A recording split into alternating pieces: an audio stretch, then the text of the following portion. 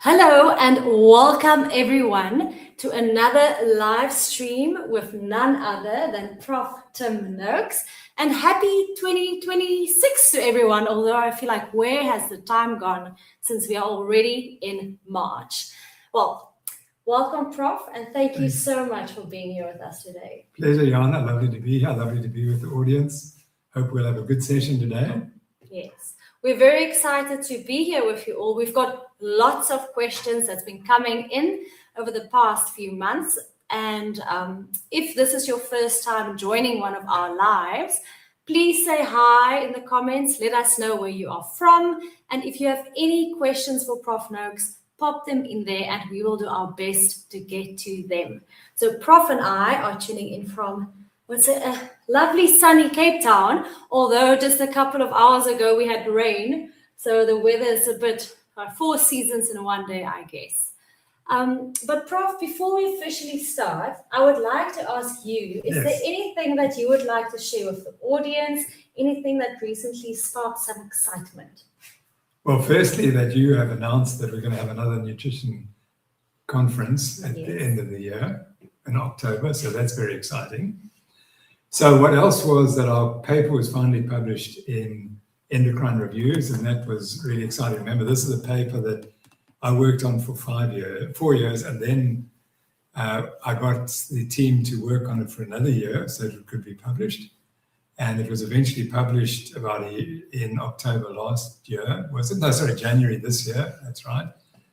And it's done extremely well. It's had something like 48 million views over all the sort of different social medias. Andy Kurtnick, who was one of the chief authors, managed to organize that. So that's been published, and that's the one that proves that muscle glycogen is irrelevant for human exercise performance, whereas liver glycogen has a small role, and it's the carbohydrates act through the liver, not through the muscles. And there's been the expected original anger and hostility, but that has slowly given way and it's sort of disappeared. So we're looking forward to seeing how that progresses in the future. And then our other paper, which was so while we were writing this review over 5 years, we were doing the research, and then we published the paper which proved that the review was correct. And that's been published, and that's received also huge interest. And so that's the one where we were able to change the muscle glycogen, the liver glycogen in athletes, and then give them carbohydrates during exercise and show that what made the difference was the carbohydrate ingested during exercise. The other exciting point is that we are currently doing a study of increasing rates of carbohydrate ingestion during exercise. Now, if our theory is correct, then increasing the amount of carbohydrate you ingest during exercise will have no impact. Up to 10 grams an hour, you'll have a small effect, but beyond that, no effect. And so that study is being conducted in two labs in America, and we will know the results quite soon. They'll be published much later. So that's very exciting. And then we're also working, an Australian group has worked on a study where they had people run a marathon 2 consecutive years, one on high carbohydrate, one on low carbohydrate. And the results again confirm what we believe. So that's very exciting. Because also during the marathon, when they're eating the high fat diet, they were only allowed 10 grams of carbs an hour.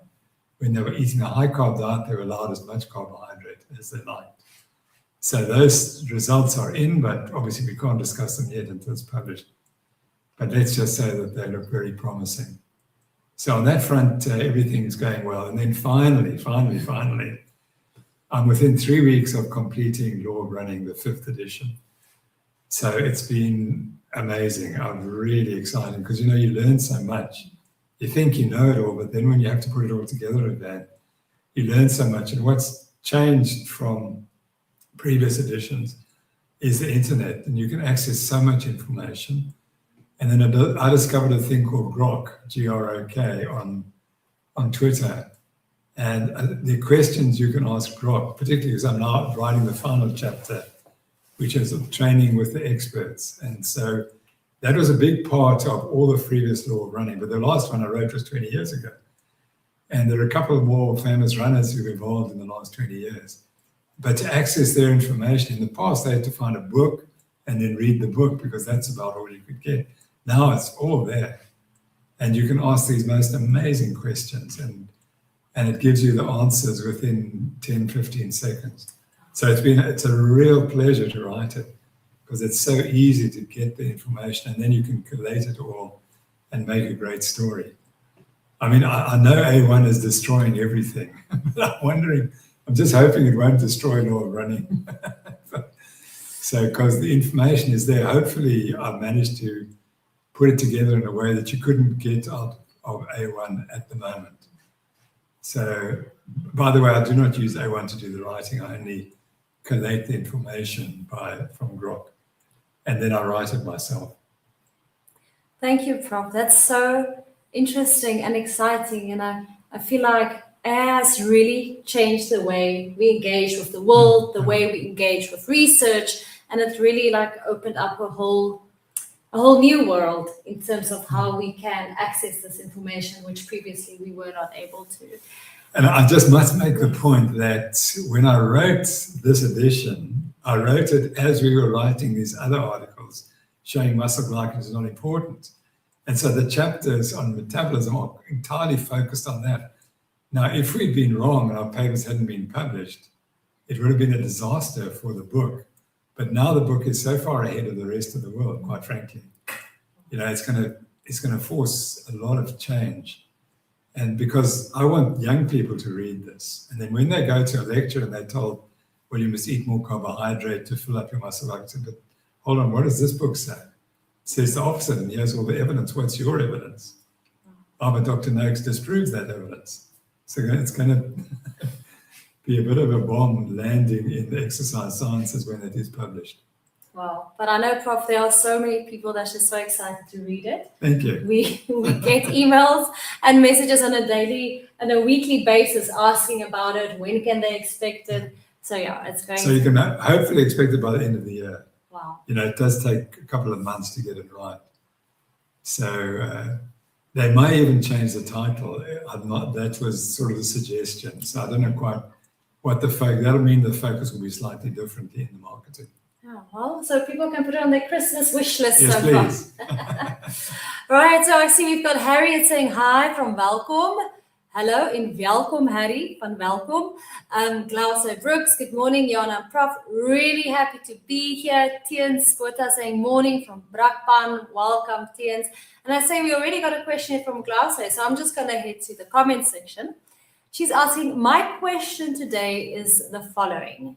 The last time I had an ultrasound of my carotid arteries, they found 2 small plaques of fat. Again, the doctor wants me to take statins because of this. Do you think this is another way of trying to make me take the medicine, or in this case, it is different? I'm not seeking medical advice, just your opinion and knowledge so that I can make my own decision. Thank you very much. Well, thanks. Great question. You see, what you have to ask the doctor is, what's the evidence that the statins are going to remove the plaque that I've already got, or going to remove plaque that I might develop in the future? And the answer is there is none. The evidence that statins actually reduce plaque formation is very, very dubious at very best. Some studies show the opposite. And so what they do is they focus on these large studies where they take tens of thousands of people, and they found that 1 in 100 people gets a small benefit. 1 in 100 people gets a small benefit. And for women, I suspect the benefit's even less. And then there's all sorts of risks. There's dementia, there's diabetes, there's muscle disorders, there's all these risk factors. You know, the problem with medicine is it doesn't address the real issues.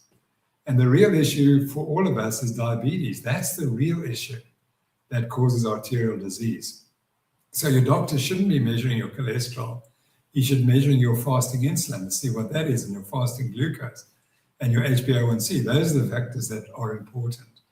But so then you have the wrong measurements, and then you have the wrong advice, and then they scare you. Because I can promise you, what you have to, again, ask, so you ask, so tell me, doctor, this disease I've got, or this accumulation of plaque, how do you know it's going to cause problems in me? And he doesn't know. Because a lot of this is linked not to cholesterol, it's linked maybe to high blood pressure. Maybe it's trauma. You had trauma in that area. And if you really wanted to worry about your cholesterol, you should have your coronary artery calcium score measured. And even then, an elevated coronary artery calcium score only tells you you're going to get problems 20, 30, 40 years ago, or you're a slightly increased probability. But the way they would take the CAC score and they say you're going to drop dead tomorrow unless you take statins. That's the problem with medicine. We don't focus on one of the real issues, and we don't give people the real information. The problem is it's all model-based. Cholesterol causes plaque, causes heart disease. And ultimately, that's not been proven. There are other things that cause plaque. And anyway, all of us have got plaque. Or sorry, I said most of us have got plaque. And what does it mean? For most people, it doesn't mean very much if you're living a healthy lifestyle, worrying about your blood pressure, etc. It's as soon as you get a new test, then they jump on the bandwagon and say, you must have this test because it's going to save your life. And it doesn't do that. The only person who saves your own life is yourself, not the doctor, not the pharmaceutical industry. That is so true. Thank you for that, Prof. And I feel it ties so well in. Yesterday was World Obesity Day. And a lot of the awareness around it is like, again, the calorie in, calorie out. And I think sometimes the point is missed when you think about obesity as well. It's not about obesity, it's about the underlying health, like how metabolically healthy are you? Correct. And the insulin resistance and all of those things that goes along with it. But since we're on the topic of statins, and I thought, let me ask the next question. And so for those of you who don't know, I'm just looking down because here's the other questions of mine. And on the screen is where we can see the live comments. So this question, Prof, came from one of our current research participants that's participating in one of our studies. And he has familial hypercholesterolemia. He spent 3 years between the ages of 40 and 44 in strict ketosis, training for the Ironman, was in the best shape of his life and managed to reduce his total cholesterol down to 5 without medication.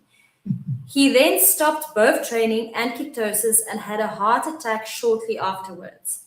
He now takes 80 milligrams statin and currently blood tests are as follow. I'm just briefly going to read it for you.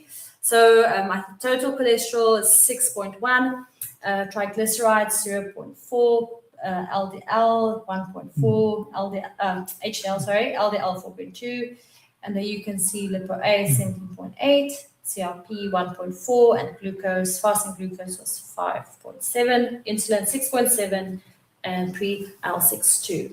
Yeah, those results look amazing. And I mean, I've just read a article before I came here showing that in the hypercholesterolemia, the triglyceride HDL ratio is crucial, and you've got a good ratio. So the other concept is that it's not the cholesterol that's the problem in genetic hypercholesterolemia, it's blood clotting problems. And that those are the real factors. So you can inherit the tendency to a high cholesterol, which is fine, but it's when you've got the high cholesterol plus the clotting problem that you then get early heart disease. It's really unfortunate that you've had a heart attack before 50, because I was about to say that most people with hypercholesterolemia do not have heart attacks before. They have their heart attack before 50, or they don't ever have heart attacks and they don't have the disease. So it looks like you're one of the less fortunate that you have developed the disease. And what the treatment is exactly what you're doing. But I don't think that cholesterol lowering has anything to do with it. I think you should go back to your strict ketogenic diet because it seemed to be working so well. And remember, it's the blood clot. Your problem is blood clotting. That would suggest you need to research ways can you prevent blood clotting. And the great problem is that because everyone says familial hypercholesterolemia proves that cholesterol causes heart disease, they stopped researching everything else. They said, well, we know what the cause is, it's cholesterol. So instead of looking for all the other factors that could contribute, that was stopped. So we just don't have a clue what to do. And so the only thing your doctor can tell you is take statins. But the evidence that statins make much difference is as I said, it's very minimal. So they may have a greater effect in hypercholesterolemia than in other conditions. I've told you, if you don't have hypercholesterolemia, it's 1 in 100 people benefit. And then you've got all the downside. My opinion is you should take nattokinase, if I can give you that advice. That's general advice, and even for the lady who phoned about the internal changes in her carotid arteries. Nattokinase is a natural product, and taken at high dose, about 10,000 units. There is some evidence that it reduces the changes in the carotid arteries. It's still too early to say whether it does anything in the coronary arteries and the peripheral vascular disease arteries, but it does change the HDL and triglyceride ratio favorably. So I take it at quite high dose, and I'm very happy with the results. And incidentally, my glucose control has improved on it. Now, no one ever says that that's what happens, but it's really been very beneficial. So nattokinase is the kind of allopathic, statin. It's the allopathic statin. And you might want to consider taking that. Again, no promises, but a lot of cardiologists that I know of, good cardiologists, are beginning to prescribe it.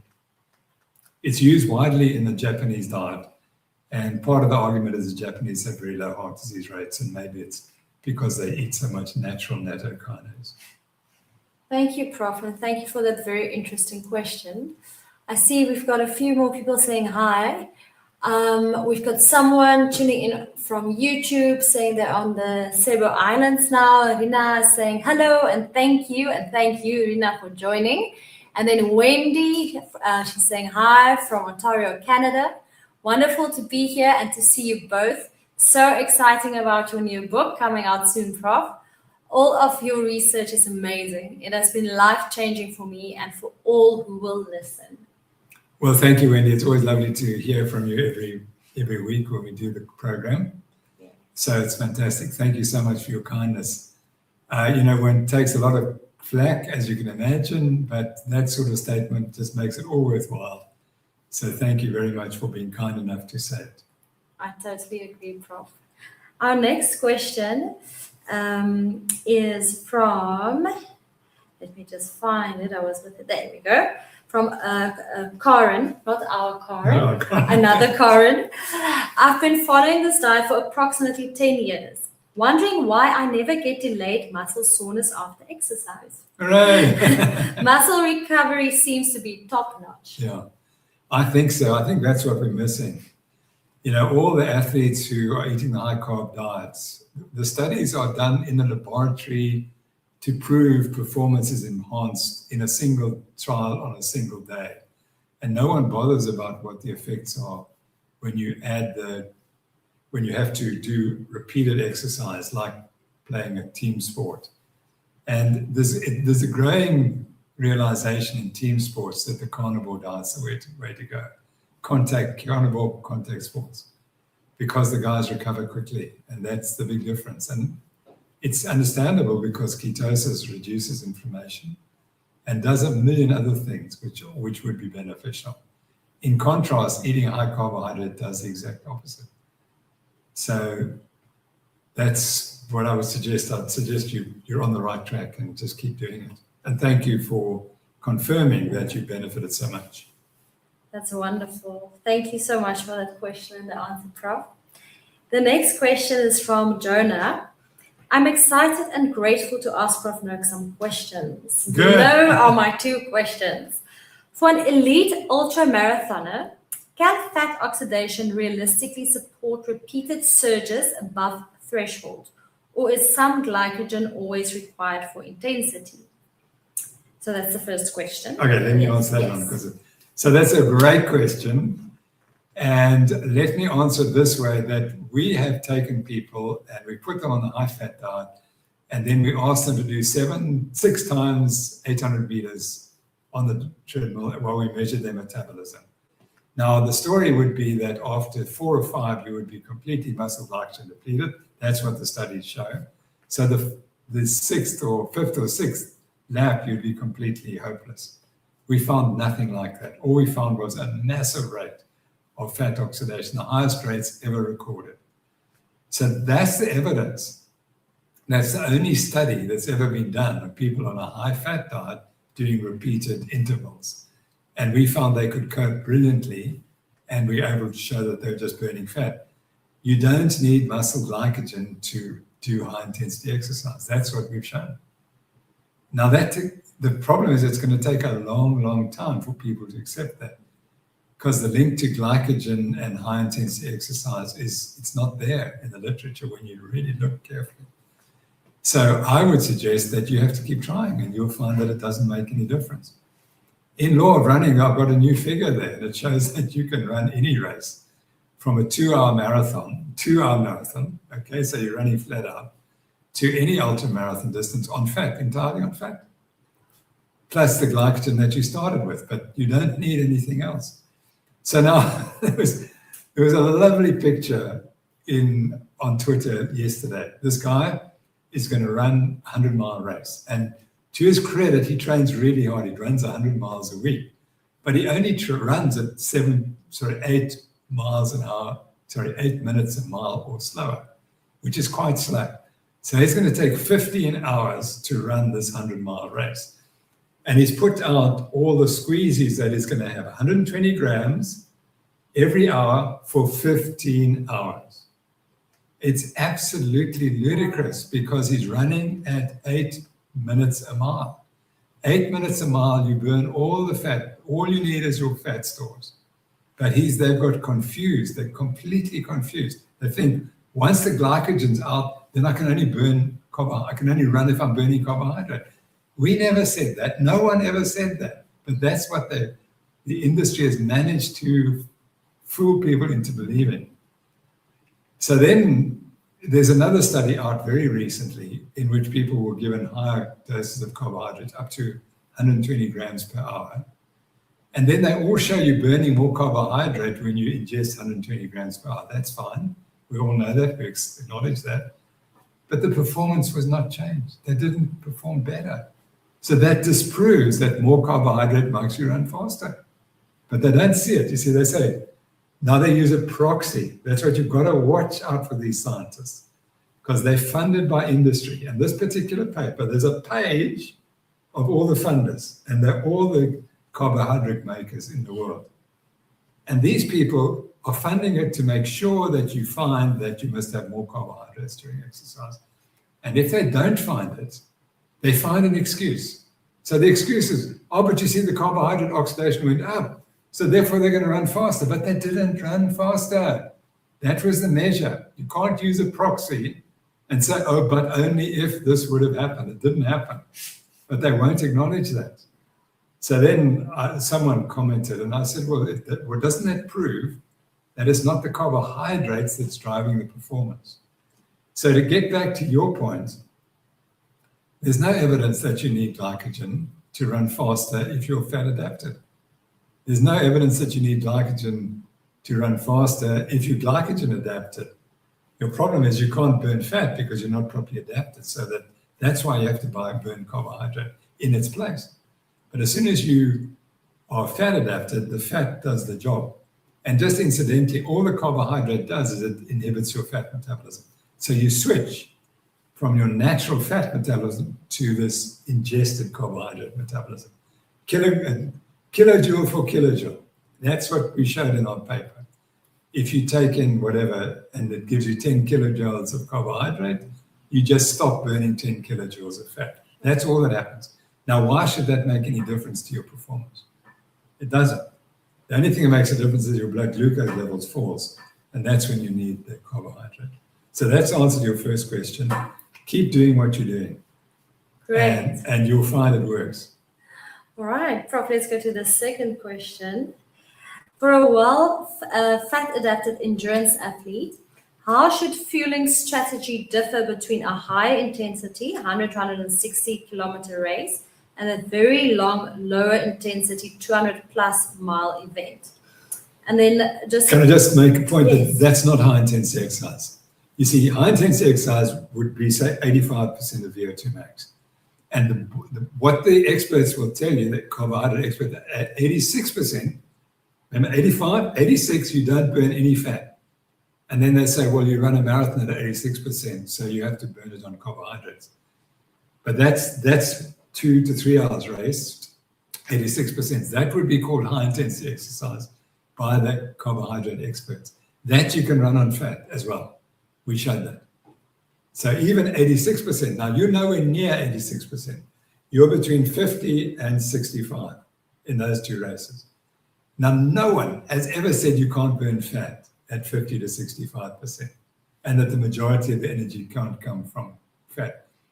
That's what the textbook said until we got on this carbohydrate binge. And they said, oh, well, you see, when you run out of glycogen, then you've got to have glycogen, carbohydrates to replace the glycogen. That's nonsense. At those intensities, 50 to 65%, you can burn fat all day without any limitation. So that's how they confuse the public.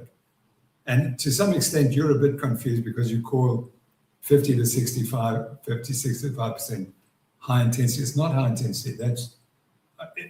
It's amazing to run those races, but they're quite low intensity in terms of human capacity.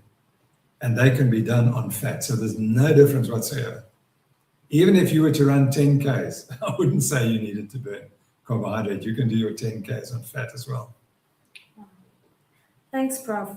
I think just some additional context, what he's saying here is I've been testing my blood glucose before and after every training session, as well as lactate after each session to get trends. I also track my runs with watts and heart rate monitor, so I have lots of data to share, or if you just want the generic how I've got on with it style that works.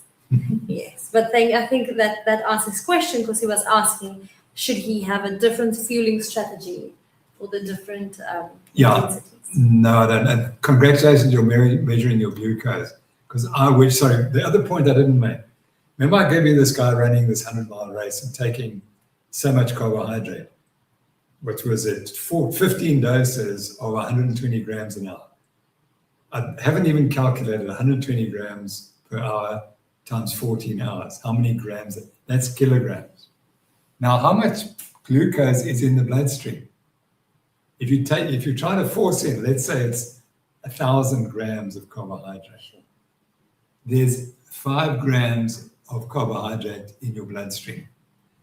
When we want to decide whether you've got diabetes or not, we give you 60 grams or 65 grams of carbohydrate over an hour period or 2 hour period. That's one dose. He's doing that 2 to 3 times an hour for 14 hours. That is a pathological test to see if you're sick. It's not to try and change your physiology and improve your performance. People just don't understand that. So our paper in Endocrine Reviews says there are 2 pools of carbohydrate. There's one in the liver and bloodstream and one in the muscles. And this is a tiny, tiny amount. In the bloodstream, 5 grams. In the muscles, maybe 500 grams. But for you to get to the muscles, it has to go through the small compartment. And that's where the problem arises, because you shoot off insulin and you shoot off glucose. And those are the damaging things for your long-term health. Thank you, Prof. That is so interesting. Wow. Thank you for that awesome question, Jonah. I'm going to just go up here on our comments here, because we've got a few people saying hi. Let me see where we were. Okay. So I see someone else is joining. I am not quite sure how to pronounce your YouTube name, but this was just saying hi, Tim. Then Tian's Buerta saying fasting sugar test 5.8. Is that still okay? That's fine. Yeah, you'd like it below 5.5, but 5.5, 5.8. It's the measurement errors there. That's fine. But Tian's, you might consider having a fasting insulin measured. You don't want to be below 5 units. And that will be a further indication that you're in good shape. Then I see Brett Yudelman is saying, hello, Prof. Tim. I have fond memories working at the Department of Biomed back in 1986 and learning so much from you and your books. At the time, I was friendly with great Polar newbie Fraser. I've been living in Sydney for the past 26 years. Kind regards, Brett Yudelman. Thanks, Brett. I remember you very, very well. And good to hear from you. Thank you for being in touch. Paula Newby-Fraser, let me tell everyone who Paula Newby-Fraser is. So in 1983, she's living in Durban. She's getting a little fat. She's studying at the university.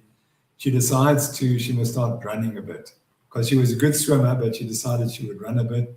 And then she entered the triathlon, and I think she won it. It was a short triathlon. Without any training, she won it. And her prize was a trip to the Ironman in Hawaii. So she goes to Hawaii in the Ironman, and she finishes quite high up in her first year, again, without doing any much training. She then phones me because she's now gone to San Diego. She's decided to emigrate there. And she phones me one morning and she says, Doc, I've just seen this work by Stephen Finney saying that high-fat diets aid performance. What do you think? So I said, yeah, I think that's a good idea. Why don't you try to add some fat to the diet? That's all I said. So she went completely low carbs. She won the Hawaiian Ironman 8 times, which is better than any man. The best man is 6 times. And she won 28, I think, Ironman triathlons in her career. And she was voted the triathlete of the millennium. Men and women, triathlete of the last millennium. And what did she eat? She was completely carnivore. And she said it was easy because she'd been born in Zimbabwe. She said, we were raised on biltong. So that's what she used to eat. So that was really interesting. And people just ignore that. And the second great Ironman, it was Hawaiian, was Mark Allen, who also did not go high carbs. He was a moderate carb eater. And there's a lovely story, as you'll see in Law of Running, of how he loses 6 Ironmen in a row. And every time he collapses in the last 15 kilometers because his mind starts playing havoc. And then he decides, I've got to sort my mind out. So he goes and speaks to a shaman. And he sees his picture. He says, this shaman's the happiest person I've ever met. He's 110. He's got something. He knows something. And he starts working with the shaman. And now, in this race, the 1989 Hawaiian Ironman, he's again racing the guy who beaten him every time, Dave Scott. And they've got 15 kilometers to go, and his head goes mad. He says, here I am, I'm losing it again, and Scott's going to beat me, and I'm going to drop out of the race. And then all of a sudden, he had this picture of the shaman comes into his head, of this 120-year-old shaman. And he sees it, and then he suddenly grins. He says, actually, I'm running with Dave Scott, the greatest athlete in the world. He's not beating me. I'm competing with the best in the world. And he just got stronger and stronger and stronger. And then with 3 kilometers, he takes off and wins the race. Yeah. And he describes this whole thing. And I collected it from a video of him talking about the race. And it's one of the most amazing moments about how the brain regulates performance. So people would say, oh, you see, he ran out of glycogen. That's why he struggled. Nothing to do with it. It was how his brain was coping with the discomfort and how he was intellectualizing it. You saw that. He said, I'm not beating this guy, he's too good. And the next moment, he said, I'm actually running with him, I'm going to beat him. Or the intellectual approach. And that's hitting the wall. We call it the action crisis. And for years, and in Law of Runnings before, oh, that's glycogen depletion. Please, when you read the new Law of Running, you'll see it's nothing to do with that. It's a whole complex issue. And it's what's going on in your head that determines whether you hit the wall or not. Wow. So that's why I'm really happy the books come together in a way, because in the previous edition, I just started talking about the brain and central governor theory. But in this book, we've advanced it dramatically to be able to explain all those things, like what happened to Mark Allen when he wins this Hawaiian Ironman. Was he suddenly injected with glucose? No, he wasn't. He intellectualized, etc., and that's how he was able to win. That's incredible. And the brain is such an incredible organ, Prof. Sure. So I'm sure that would apply to different things in life as well. Everything. Yeah. To everything. To decide. Yeah. Yes. Amazing. Now, I was thinking the other night that you had Mark Allen, so he competes for 8 hours. But if you really want to, you watch the tennis players and the golfers, they have to compete over 4 days or, many hours over 4 days. That's the ultimate mental control, is probably tennis and golf. But as a game where you're actually competing against one other person, tennis is the ultimate mental game. And that's, people like Novak Djokovic have taken mental control to a different level. But it's the same. To win the world championships in the marathon, you've got to be like Novak Djokovic is in tennis. And it doesn't matter, of course he's a brilliant physiology, etc., trains brilliantly, but ultimately it's his mind. And in the marathon, it's exactly the same. And ultimately, it's the mind. You've got to control the mind for those 2 hours to do what you want to do. Thank you, Prof. Sorry, I'm still like stuck in how incredible the mind is. It's amazing. We see here Wilfred is saying, thanks, Dr. Tim. Been following your research and really benefited from it. Modifying my diet helped my sugar levels. What is the truth of animal saturated fats? Much confusion in the media. Yeah, there is, Wilfred, because the media is controlled by industries that are trying to get you to eat ultra-processed foods. And my great hero is Big Fat Surprise, Nina Teicholz. She wrote the book Big Fat Surprise. And she wrote that book in 2014. It was exactly the year that I was charged by the Health Professions Council for promoting an animal-based diet. And that book absolutely explained why it's nonsensical and how it's been manipulated by industry. So you can eat all the saturated fat that you like. That's very healthy.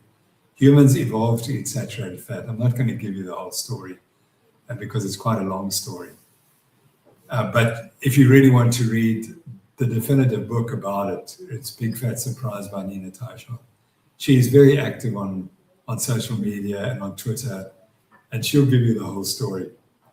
So it's a complete distortion of the facts.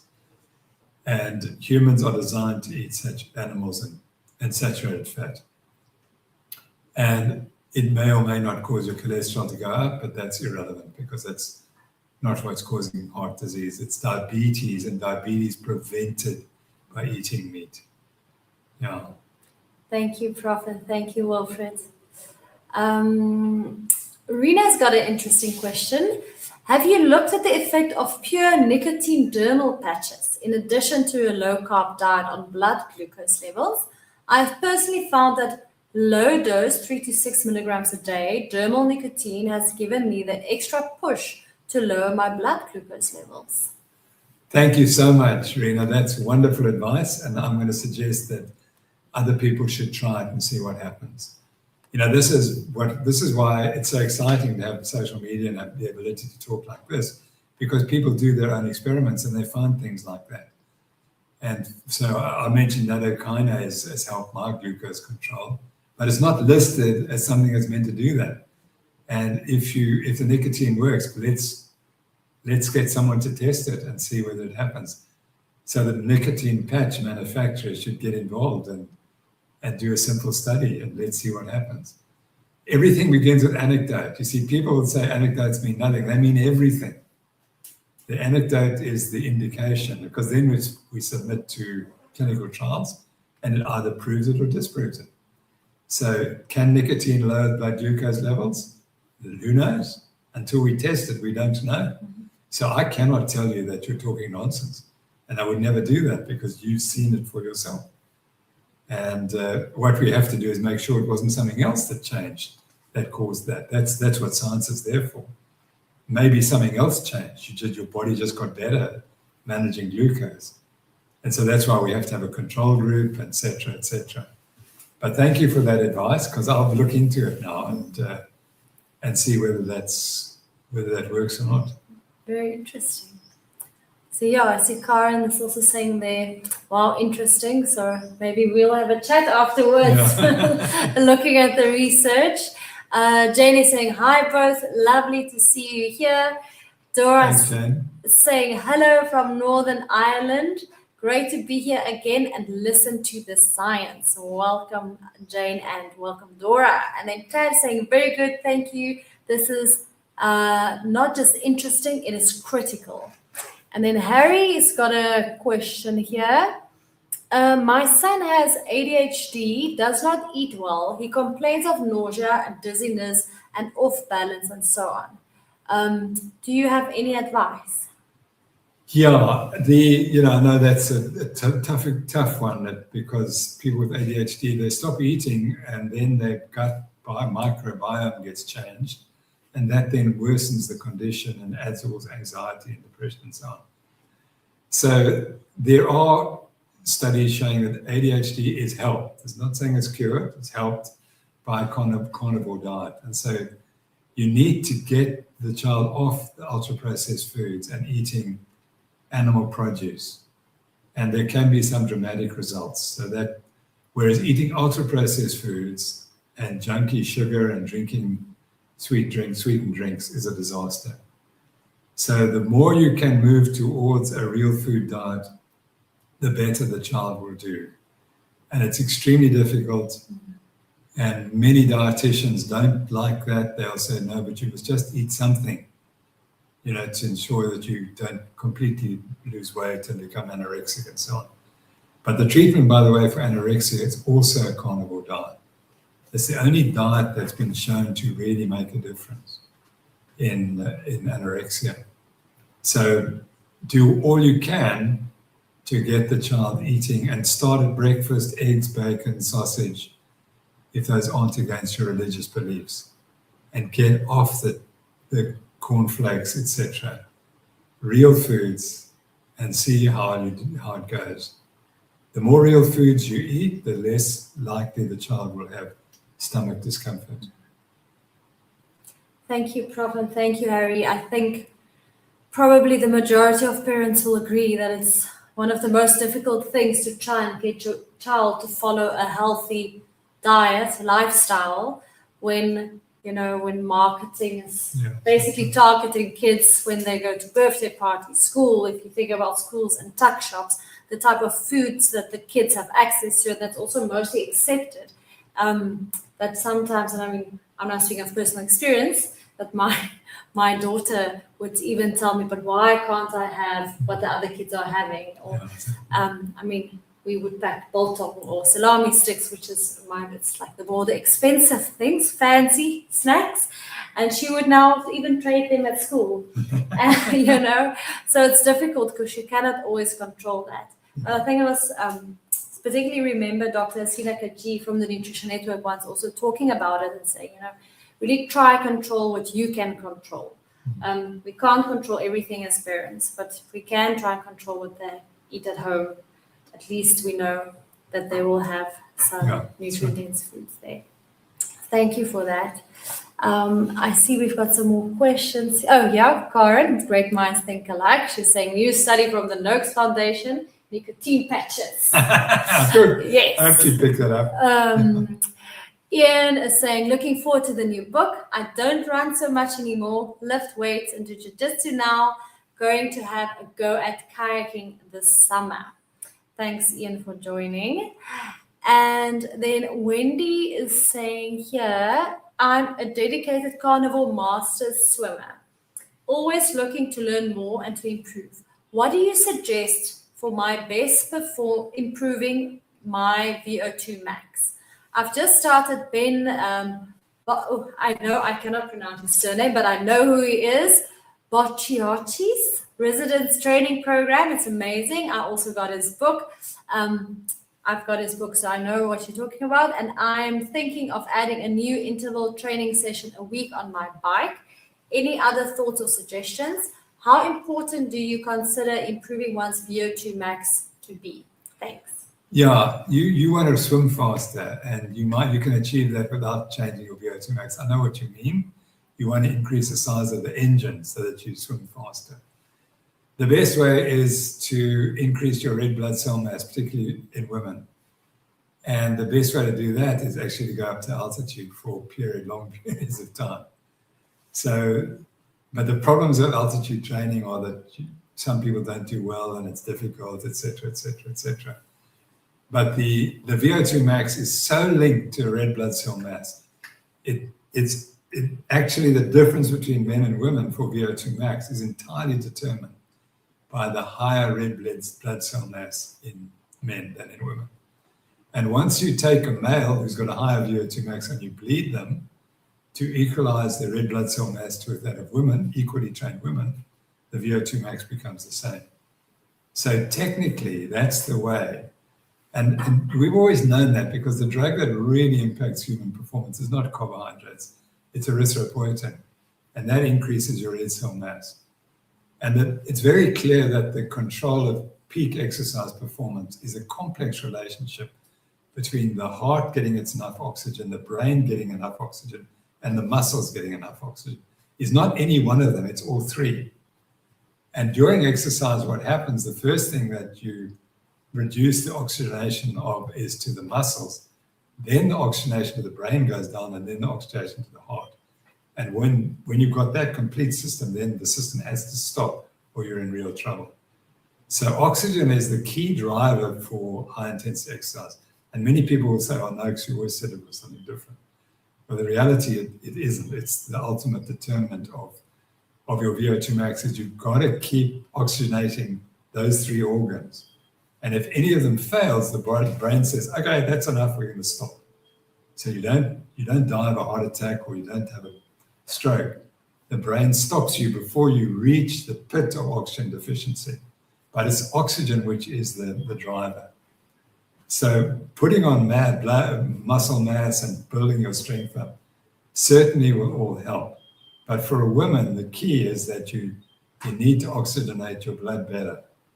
And I know that you're not going to go to altitude, I doubt it. But there's some lovely places in Canada where you can go and do some skiing or something, but you need to swim at altitude. And but I think what I'm trying to say is that you have to accept that you can only achieve so much and within your environment. And you can definitely go faster and go by training at altitude, by doping yourself, but that's not what you're going to want to do. Thank you, Prof. And thank you, Wendy, for that question. You got to keep us updated how your training's going. We'd love to hear. The next question we've got is from an anonymous. Good day. I've been diagnosed with diabetes type 2 about 22 months ago, March 2024, and I was put on metformin 1,000 milligrams per day for a year. Meanwhile, my glucose levels was a stable 5 to 6 weekly. However, I immediately experienced weight loss, muscle weakness, as I informed doctors about this. I was taken off metformin a year later, now suffering from weakness in my left leg, which is basically hanging loose, including nerve pains and twitching. I'm still losing weight and I can't walk due to my weak legs. I'm on ARVs and desperately seeking any advice for it. Could you please give me any information regarding my situation? I'm 67 years old and female. God bless you abundantly. Well, thank you very much, and the same to you. Yeah, you pose a big problem because it's not the diabetes that's causing your problems. I don't think. I think there's something else going on. And you mentioned you're taking retrovirals, and that could well be one of the factors causing the weakness. And, I'm very conspiratorial about HIV, and I don't want to get into that now, but there are many people who benefited by stopping the medication. So and I'm just mentioning it, I'm not suggesting you do it, because that would be highly unethical for me to do that because you've got doctors and so on. I'm just saying that one of the greatest basketball players in the world, Magic Johnson, he was on the medication, he stopped it. And he said the medication he was taking was made by Johnson & Johnson. And he said, there's magic in Johnson, but there's no Johnson in Johnson. And he lived very healthily and well for many years. And I believe he's still extremely well. So I'm very conspiratorial about many things. And I don't want to get into it because people will think I'm mad. But I would look into the conspiracy theories about HIV and the treatments and whether the treatments are really helping or not. The doctors will tell you that they are helping, but then the doctors told us that the vaccine helps. They told us that all these other things help. They told us statins help. So I'm just saying you need to have an open mind. And you seem to have a neural problem unrelated to the diabetes. Some of your symptoms could be due to diabetes, vascular disease, neural disease, but I don't think in your case, if you've only just been recently diagnosed with diabetes, I don't think so. However, you still need to treat your diabetes effectively, and that means you need to go on a low carbohydrate diet as an immediate, something you have to do immediately. I'm on metformin. I've been on metformin for 15 years, and I think it does affect your muscle function, quite correct. And it definitely affects your ability to adapt to training, but it does other things which are magic. So it's one of the few drugs which has much more benefit than the downside. So I would encourage you to get onto the metformin if you can, but get your glucose under control and just look into the medications that you're taking and see if they couldn't be a factor in the symptoms that you currently have. Again, I'm not telling you what to do. I'm just saying if I was in your position, that's what I would do.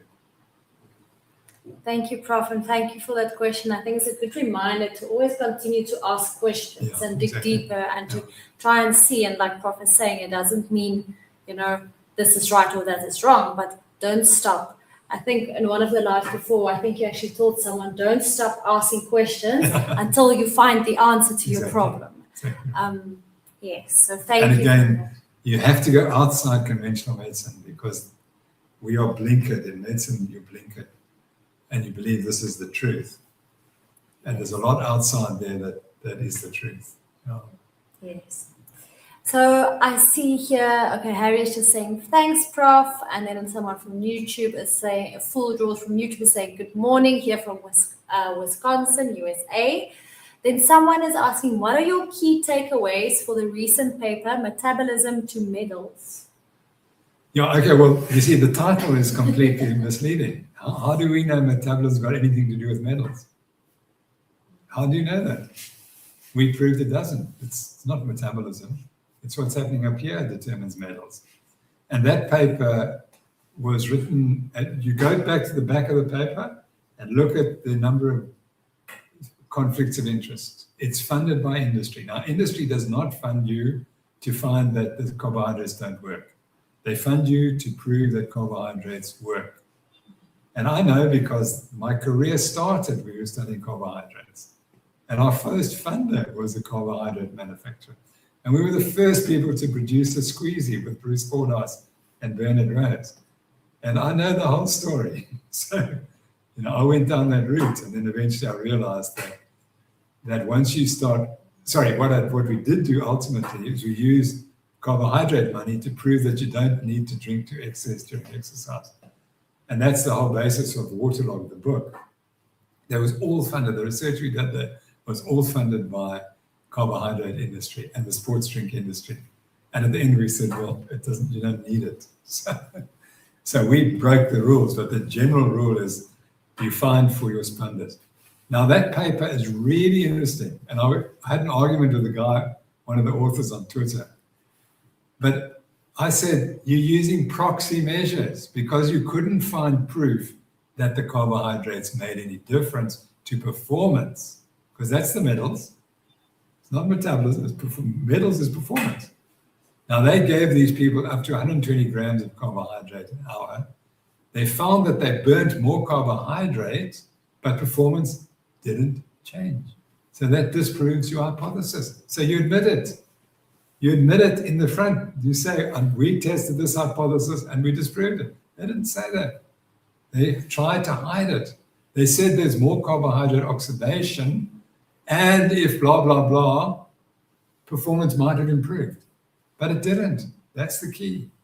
So, and it's astonishing. So now we're working on this, obviously, at the moment, giving people higher doses. And I found an old study by one of my great friends, Ron Bourne, who was deeply embedded in industry.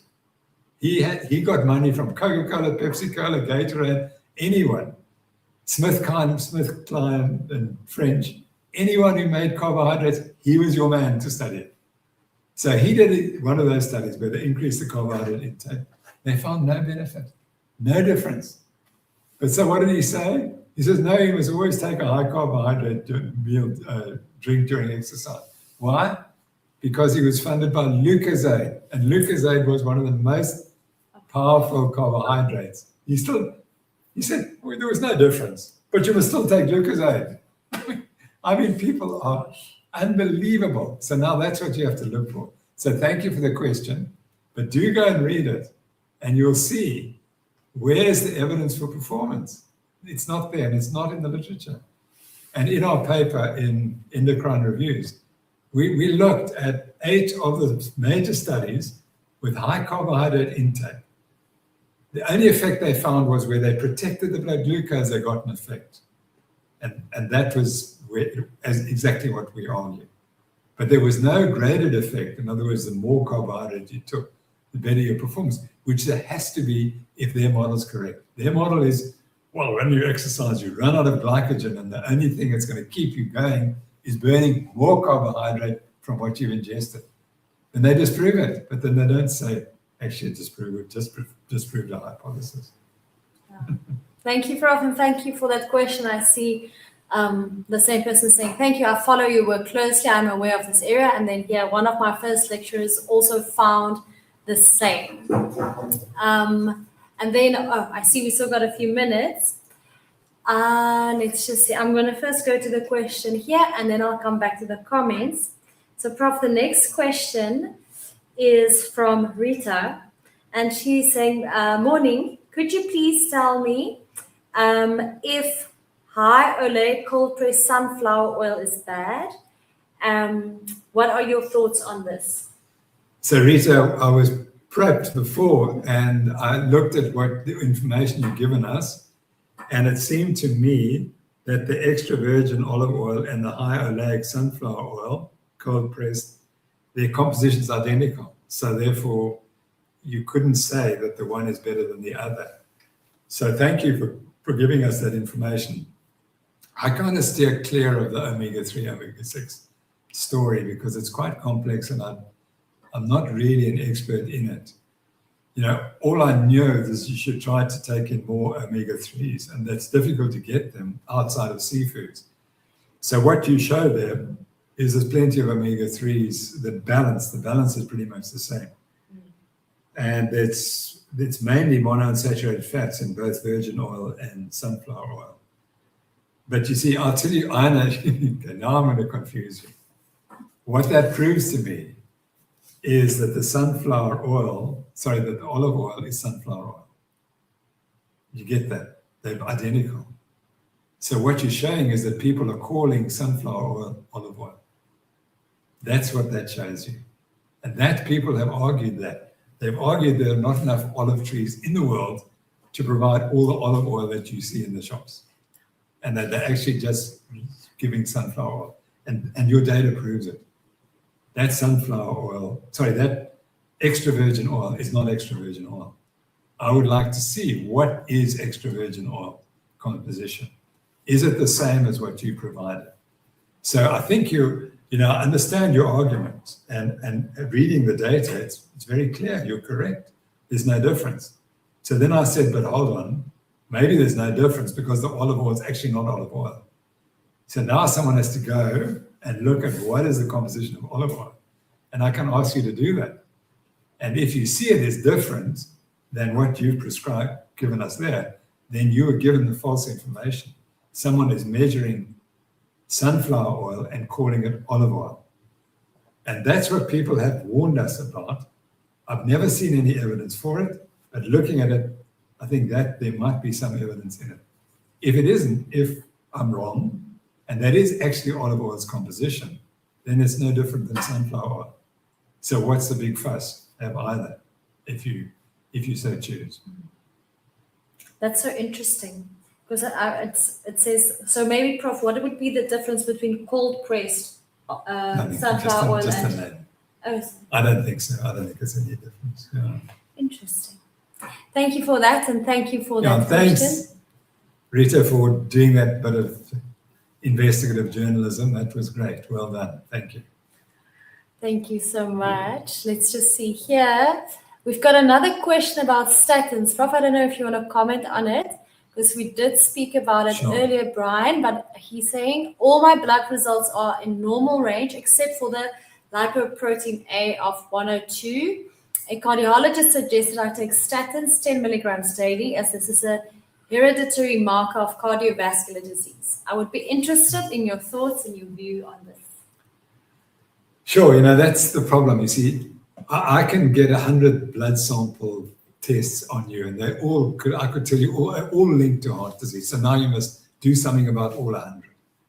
And that's what they do. Lp(a) is in some studies linked, some by association. But association doesn't mean causation. And that's what we're not taught in medical school. Because something's associated doesn't mean it's causally related. When you see lots of umbrellas outside, doesn't mean the umbrellas cause the rain. That's exactly what happens. And now, you see, it all started with total cholesterol. Oh, total cholesterol is everything. I mean, if you're in the 1950s. And then they discovered that people who had high HDL cholesterol were protected to some measure. So they said, you see, there's a good cholesterol and a bad cholesterol. So then we started measuring HDL and LDL. And then it was something else. It was this dense LDL particles versus the fluffy ones. And then now it's become apoprotein something, and now it's LPA. And the answer is the basics is wrong. There's no evidence that cholesterol is the cause or any of its divergent variables. The cause is diabetes. And if your cardiologist didn't tell you that, change your cardiologist. I shouldn't probably say that, but he's captured. He's thinking like that. You must know that the prescribing doctors, the prescribing habits of doctors are monitored. And if they're not prescribing statins, they will get penalized. And so he has to have 80% of his patients on statins. So the more people he can get on the statins, there's a financial benefit somewhere along the way. I'm not saying your doctor, I'm just saying in general, that is the truth. And so that's why they push these ruddy things. And it's why the cardiologist got so angry with me in 2012 when I said statins don't work, and I wrote a book and had a chapter on it. And they immediately were forced by the industry to attack me. And eventually that led to me getting kicked out of my faculty at the University of Cape Town. But I know where it was coming from, and that's the point. So please don't fall for it. You monitor your diabetes, and that's what you treat. And if that's good, that's the best you can do. We all have to die, and that's the reality. You can't prevent death, and that's the doctors don't tell you that. So even if Lp(a) is a little elevated, how are they going to reduce it other than, I'm not even sure that statins work on that, on Lp(a). So we need evidence that the treatment's going to make a big difference to a large number of people. By that I mean 1 in 4 people treated needs to benefit. With statins, it's 1 in 100. Means 99 people do not benefit. And of those 99, there will be significant problems for many people. So that's the sort of information you need from your doctor. So doctor, if I get my Lp(a) down, what does it mean? How many extra days life will I have? And if you can't answer that, then you say, well, then why should we be bothering about this? So they try to be scientific, but yet they're not scientific. That's the issue. Thank you, Prof. Thank you for that question. Thanks for the rant. Yeah, no, I mean, it's just so true what you're saying. And it's also about the quality of life that you're going to have while you're on that medication at the end of the day. Let's see, just the last few comments.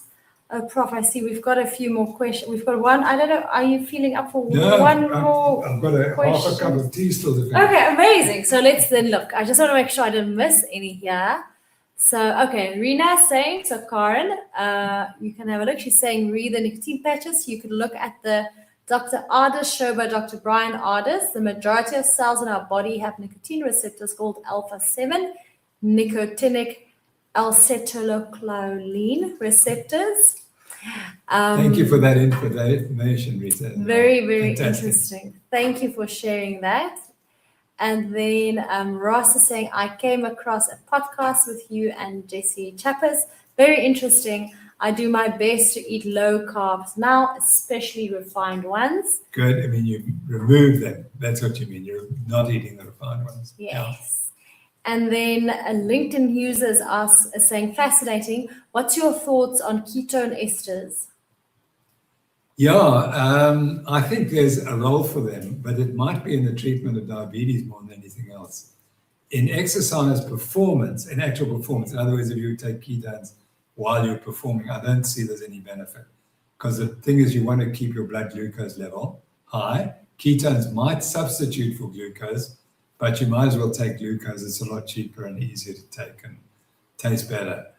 So we think 10 grams of glucose an hour is all you need for exercise performance.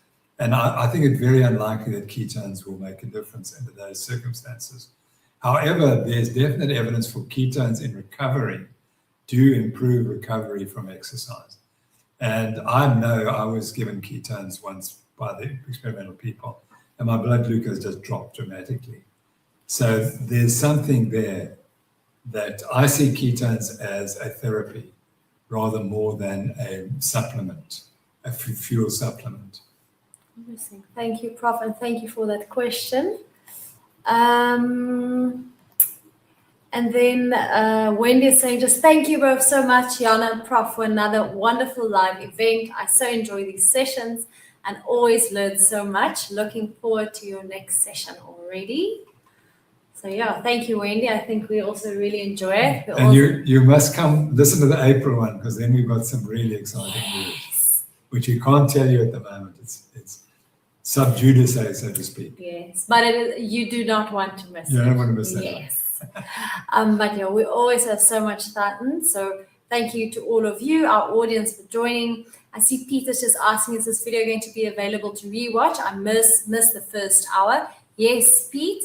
This video will be available on all of our social media channels, on YouTube, Facebook, I have to think, Instagram, LinkedIn, all of those places. So you can go back and rewatch them, and you are welcome to still comment on them. If you have any specific questions, you can ask them, and we will keep them for next time. So yeah, and then yeah, I see they saying thanks for your insights. And yeah, Alama saying loved it, thank you. So a big thank you for all of our viewers. Just to mention again, and Prof did say this, I would love to invite each and every one of you to our upcoming World Nutrition Summit. I know it's still a couple of months away, but that means you have no excuse not to join us. It will be here in Cape Town at the wonderful Hazenel Wine Estate in the Winelands, close to Stellenbosch. We're really excited about it. So keep an eye on our social media. Our early bird tickets are available now, and we've released some of our speakers, and we'll be releasing them and having lives with them as well. And then the Nutrition Network launched their gut health training, and they are having a very interesting discussion at 3:00 today. So please make sure to hop over onto their page, take a bit of a break now, go for a walk, and then go watch the other live that will be on their Facebook page. And yeah, that was amazing. Thank you, Prof. Thank you, Jana. Thanks, everyone, for your great questions and for your vibes. We really enjoyed them. Yes. Thank you. All right. Have a lovely afternoon or morning, wherever you may be. Bye. Bye.